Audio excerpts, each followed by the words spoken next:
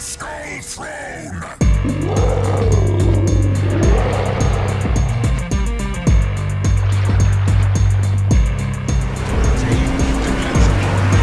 Yep, you saw that right. I got Arthas the Cold in one of the last Warhammer crates that I purchased. And you can see I've already set him up to rank 14. Let's go ahead and take a look at him. His base trait is Blind Rage, increases the damage your ship causes while the catapult fighter is up, but it reduces the consumables duration. So at rank 1, the duration was minus 85%. You can see by ranking him up to 14.1, that's gone down to 70%. The damage that your battleship causes while the catapult fighter is up is 20%. And I kind of think that is the same number as rank 1. So as far as inspirations, Andrew Cunningham, Concentrated Devastation, it increases the shell grouping of the battleship. Second inspiration is Jujard, it increases the battleship's AP penetration, Borer. So let's talk about the skills. This is a normal secondary battleship commander, and what I mean by that is, if you look at Condo here, you normally have Brawler, Porcupine, Firefighter, and you either have Properly Meticulous, Master Mechanic, or Reaching Out XXL. That's a commander a lot of people use for secondary builds. For accuracy builds, they go with a battleship commander like Takagi, and those, skills are Flammable Cannoneer, Gyrating Drill Bits, Marksmanship, Reaching Out XXL. That's what I normally look for when I'm looking for an accuracy commander for battleships. So Arthas is more like the secondary build guy. And his base trait only comes into effect if you have a catapult fighter. And the problem with the Ragnarok is I like the consumable on the ship with the super fast reload, but you only get one of those reloads per match. But I still think it's more effective than the catapult fighter. So if I use Arthas the Cold on the Ragnarok, I would give up the base trait, and what I'm looking to gain instead is the skill from Avatars of Slaughter here. Because if you look at the loadout here, I've selected main battery reload booster instead of catapult fighter, so I'm not getting the main skill, the base skill from Arthas, because I don't have the catapult fighter, but I am getting a quicker reload booster, and I was hoping that Avatars of Slaughter would sort of make up the difference on that. But first, the first skill that I've selected is a good day's work. I'm looking for damage control enhancement throughout this build. Rather than Brawler, I don't really want to give up the range of the battleship's main guns, even though the reload time and a torpedo detectability range may come in handy. I'm going to take a chance on a good day's work. I haven't used the skill before, so this is kind of an experiment. For the second skill, as I mentioned, is Avatars of Slaughter. It increases the shell damage and reduces the citadel damage at the cost of increased damage to your ship's extremities. Now, the thing about this is at rank 1, the shell damage was like plus 6%. Incoming damage to your citadel and the extremities were both 25%, as you see here. The only thing that increased by increasing the rank up to 14 is the ship's shell damage went up to 11%. If I go to legendary rank 2, as you see down here, the ship's damage will go up to 15% increase, but the incoming damage to your citadel and ship's extremities will stay at 25%, and I was really hoping that the incoming damage to your citadel would have been increased more than it was at rank 1. It's kind of disappointing that the only increase in rank by selecting Avatars of Slaughter is the ship's shell damage, but it is what it is. For the third skill, I've selected Firefighter. Damage control party reload time and risk of catching fire are both minus 12%. You can see it can be maxed out at 15% if I go to Legendary rank 3, but here the damage control party duration stays at minus 40%. Kind of similar to Avatars of Slaughter. So here, Master Mechanic, you can see I can get 2 repair party charges if I go up to rank 16, but the repair party reload time and the amount of HP recovered is 6% right now. When I go to rank 16, it will go to 8% and I gain an additional repair party charge. I've selected Will to Rebuild to go along with my repair party Master Mechanic setup, with the Firefighter, Master Mechanic, and a good day's work. So we're going to see how the ship repairs itself. When I went out with TAKEO TAKAGI in my first match ever in the Ragnarok, after I configured the ship in the Commander, I got 150,000 plus damage. It could have been luck, I don't know.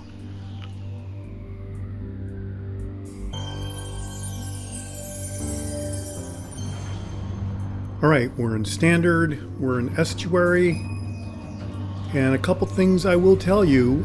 You can see here that I have 5 heals on the Ragnarok, and that is because I ended up ranking Arthas up to rank 16, so that will get some better healing action as well as giving you an extra heal. And I have played several battles with the Ragnarok with Arthas, and I have not matched the 150,000 damage that I had with the Ragnarok when I had Takagi as commander. So you definitely give up accuracy that Takagi has by going to Arthas. The one thing about the Avatars of Slaughter is that you will get more citadel protection and you will get a better repair rate, but it's at the cost of accuracy. With Takagi, you got accuracy, but you didn't have the citadel protection you have with Arthas, and you don't have the ability to repair the ship as well as you do with Arthas. So, it's up to the individual players which way they want to go. I'm now finding it kind of like a fun challenge to see if I could use Arthas to get up 150,000 damage that I got with Takagi. And I have had several 100,000 matches, 100,000 damage matches. This match will almost get there, but not quite. But I think this match does kind of highlight the heal aspect. We don't really get to show off the speed reloader so much. What I'd like to do there is hit the speed reloader and get like 2 salvos with citadels. I haven't really been able to do that yet with the Ragnarok. There's almost 6,000 damage right on the first salvo, but I do have my broadside to the North Carolina. I guess I'm relying on the Avatars of Slaughter to protect my citadel. And there you see I've learned to immediately hit the repair booster once I get damage, because since you have 5 heals, I have gone through matches where I didn't go through all of the heals. So now I'm trying to adjust myself to be able to go through all the heals. There you see I got a citadel hit on the North Carolina. That is awesome. So while you're losing accuracy, the Ragnarok still has a potential for citadel hits. I had a match the other day where I ended up with almost 100,000 damage, but I had 7 citadels. The match was a loss, but I still got 7 citadels against battleships in that match. So the Ragnarok definitely does have firepower potential, even with Arthas the Cold as the commander. So there I'm making an adjustment for the Zara, moving around like that, and I'm using the rear guns now to come back over and hit the North Carolina again, and I'm going to use the front guns on the Zara.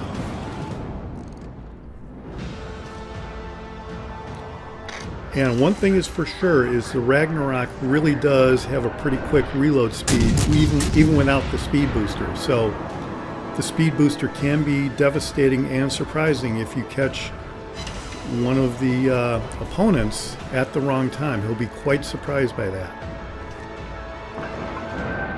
But you've really got to kind of be lucky, like everything else with this game. So there, the North Carolina is moving backwards. I didn't really expect that at first, but when you're looking at it, it's like, wow.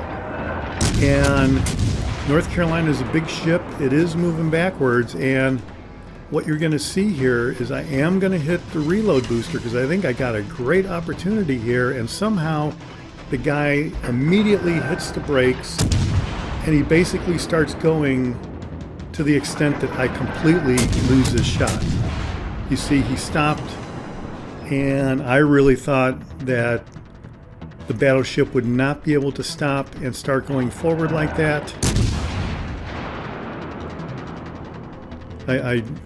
There's no way that there could be any cheats, but I have seen something like that quite often, and maybe I'm not really understanding what I'm looking at, but it does seem like there's a lot of times where ships will stop and start immediately changing direction, and I don't know if it's my perspective or what, but that is not the first time I've seen that. I guess that's the point. So, all right, well, we are up to 45,000 damage. Since he is angling away, I am going to aim up a little bit higher to try to compensate for that. There you see I did get a hit.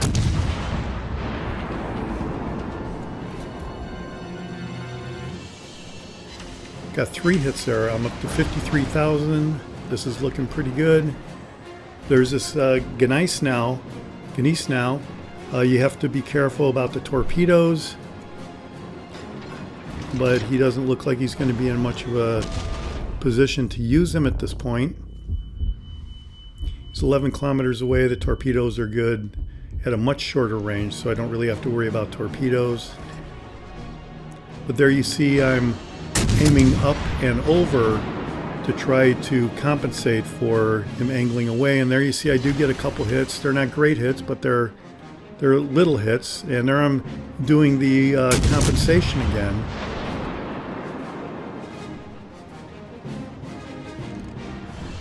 I am getting some hits, up to almost 60,000, and really the reload speed on the Ragnarok and presumably the Nagato is really amazing, I think.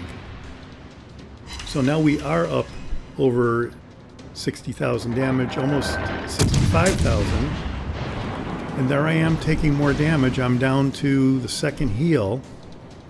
And you can see as you're taking damage, the green bar keeps building while you're taking damage. I never really noticed that before with other heals on other ships. Since I've been paying attention on the Ragnarok with Arthas, I've kind of appreciated how the heal seems to be working. So this is exactly why whenever I have played the Ragnarok in the past, I think I mentioned in a couple of videos, the original Ragnarok, Blood for the Blood God video, that the Ragnarok has been tough, and I think it's because they had Arthas and all of these heals, because you might not get a whole bunch of damage in the Ragnarok when you have Arthas, but you're definitely going to stick around, especially if it's on a one-to-one battle with an opponent. If you're in a battle with multiple ships, they may hit you with so much firepower that you won't really have the ability to do the repair, but if you're on a one-to-one situation, you should be able to handle that. So I'm just going to close in on the Gneiss now here. We are up to 81,000 damage, so this is actually pretty good.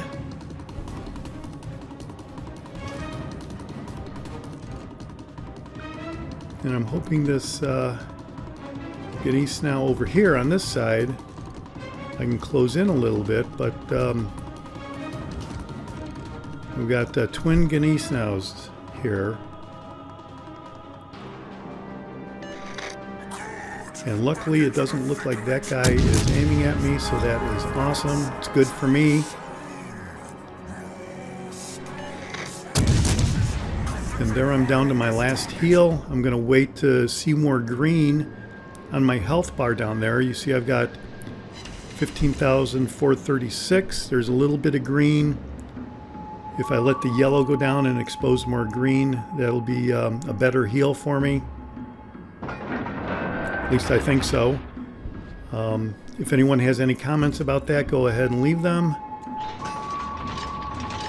I'm always interested to find out more about how the heals work, that's for sure, especially since I've been playing around with Arthas here. And the one thing that I'm sure you've noticed is the awesome voiceovers from Arthas. And it really is a lot more than I expected. It's a lot more voiceover than I got with Godzilla. But there, you know, that voiceover is mostly roars and whatnot. But here, Arthas is really talking up a storm for quite a bit of the battle, actually. So here, as I said, I'm up to 81,000. This looks like a perfect lineup for me. The guns are not aiming at me at all. So I'm really thinking that this is going to be a great hit. And it ends up being very minor. And I think that this is what I'm losing by not having TAKAGI. I think if I had TAKAGI as the battleship commander, I would have gotten some massive hits there. This looks like another great shot. I think I didn't aim far enough forward. But there, you know, okay, so that was a few hits, but I really thought that the grouping should have been a lot better. I am up to 94,000, so this is looking like I'm going to crack 100,000, especially on this shot right here. So now I believe I have compensated a little bit forward, and just a second, and I'm going to let those go, and those look great. This looks like I should really actually kill the Ganesh now there, and those are total misses, and this is really another example of what you're missing with the accuracy with Arthas, but it is what it is. So now we do have a little bit of green exposed here, and we are getting down to nothing, so I am going to activate the last heal that I have. Okay, well, the battle's ended. The enemy did capture the base. That's it for Arthas and the Avatars of Slaughter. You see that he is a little bit resilient, even though you do lose some accuracy, and therefore I think a little bit of damage potential. But I think I'm going to have fun playing Arthas to see if I can get up to the 150,000 that I got with TAKAGI. If you have any comments about Arthas versus TAKAGI, go ahead and leave them. This is the Jaguar, and I'll see you on the high seas. Thanks for watching, and subscribe if you like it. I've been saved. You have caused us great discomfort, little flea, and I feel inclined to scratch.